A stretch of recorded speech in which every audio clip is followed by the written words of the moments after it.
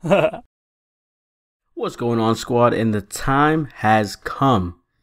Returned, I guess. This is going to be a revamped Freedom Wars PvP guide, because the first one was like just unnoticed, and I've actually learned a lot of new things that are key to PvP in the time from the first time I put up the PvP guide to this time. And as a note, PvP is extremely lively right now. This summer of 2015, there's a lot of people on, and if you open up PvP, most likely you're gonna find a match now. So I would recommend you try it out after you watch this tutorial. But without further ado, we got a lot to cover, so let's just begin. So before you even think about embarking into PvP, I'm begging you to at least finish the story, alright? I'm talking about every code, at least finish the main story, because you will have at least efficient gear, you know, naturally from having to beat the story, to be able to do at least, you know, a little bit of something in PvP after you watch this guide. I understand you want to try it out, but honestly, Freedom Wars has no chill. You know, there's no room for that type of shit. It's real out here, fam. If you've done that, then congratulations. You're almost ready to PvP. So the next thing is understanding, the mechanics of PvP, because it is actually different than PvE. PvE is, the story mode versus monsters, while PvP is player versus player. So yeah, let's begin. Attacking augmentations are not exactly worth it because they don't boost you as much as they do in PvE, unless you're planning on going berserk and just destroying anything in sight. For that, use Attack Sinner's augmentation. But since you guys are beginners, just focus on being bulky. We'll expand on that later on. Speed is extremely important, alright? Load up your augmentations with speed ones, or just fill up every weapon you plan to use with speed mods, or better yet, just do both. You'll be super fast. Something to keep in mind is that your Thorn gauge depletes extremely fast, and in general, your Thorn is just extremely important. So Thorn augmentations of all types are recommended. I like to use Thorn Master, Length, and Economy Plus. They're very, very useful. As a beginner, I would also recommend you use those just to get your, get your feet wet and understand how PvP works. The next two things are extremely important, alright? Combat items and Thorn type. As a beginner, you must use a Shield Thorn. I don't care what else, you want to use the Shield Thorn, because there's a free defense buff that comes with it. The first level charge has a defense buff, so, I'm literally not letting you have any other options. You have to use the Shield Thorn, because I told you to. The next one I said was combat items, and they are another extremely important aspect of PvP.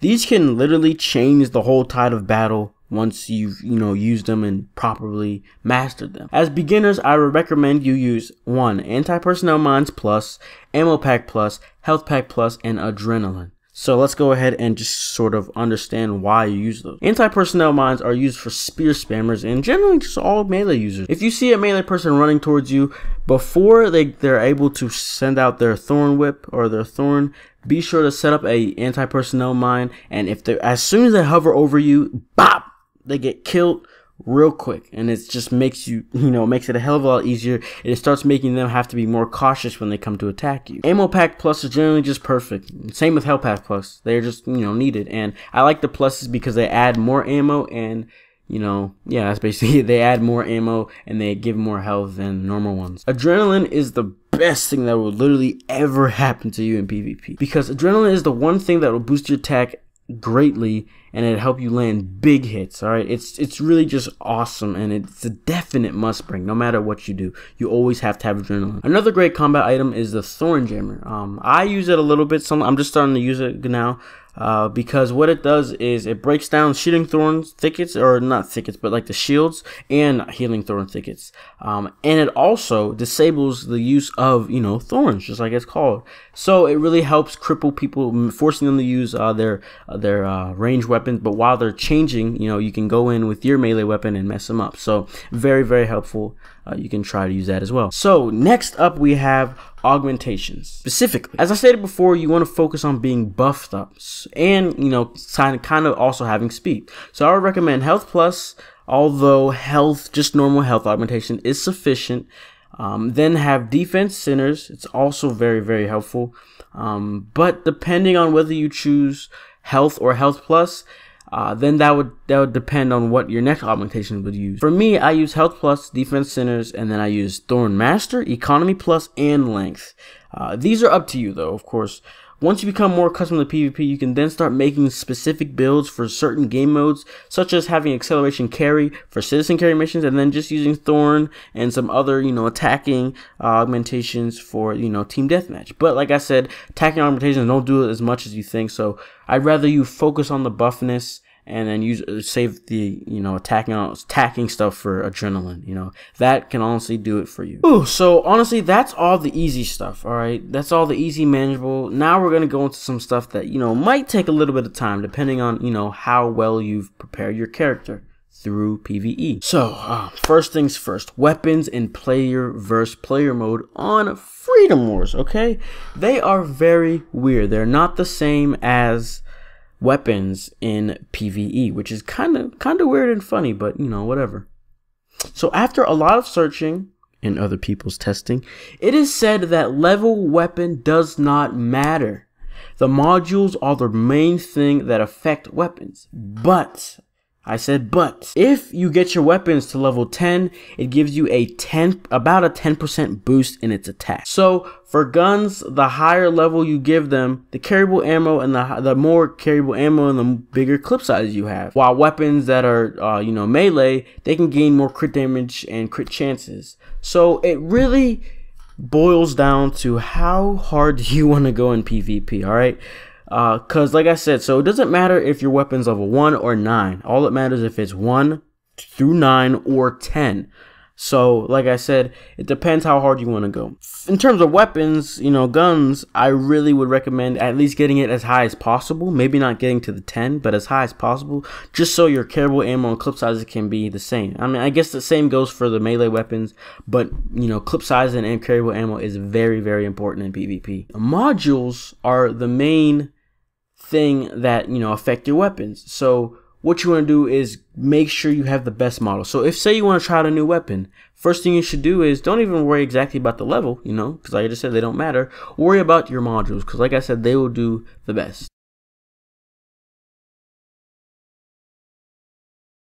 So as a note, the Easy Kotze, Easy Kotze and AAW, those are like your best gun weapons, okay?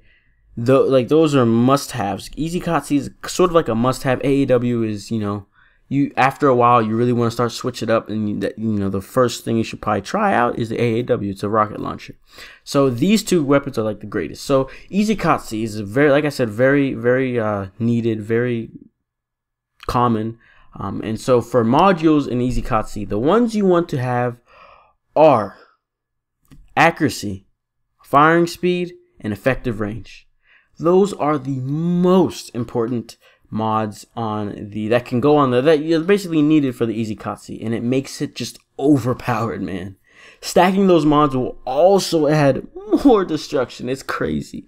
So I recommend you have an XL and an L of each of them if possible, or if anything, at least have XL and L of firing speed, and everything else, yes, you could stack them, but I think firing speed is really, what makes it super, super OP. Now that you've heard all that, honestly, the rest is up to you. You simply need to understand the concept of PvP. It is not easy, but if you do enjoy PvP in, a general aspect, I think you will really, really enjoy this PvP. And now that you know the basics, as long as you get better at the PvP mode, understand movements, because movement is very, very important in PvP on Freedom Wars, because it messes up their aim, and you can dodge Thorn's latches onto you. You can dodge those if you have moving a lot. So like I said, just be sure not to stand still. Movement is very, very important. You have to have experience. You got to get experience. So the best way to get better is to keep playing and understanding the game. So, that's as much as I can help you. I've told you the concepts, how it works. Next is up to you. So, thank you guys for watching. If you enjoyed, if this helped you, please be sure to leave a like, share this with everybody. If you find a noob online, direct them to this video so they can get better, alright? Let's revive the PvP of this game. Anyways, I've talked too much. Thank you guys for watching, and like I said, be sure to leave a like. And other than that, I will see you guys next time. Peace.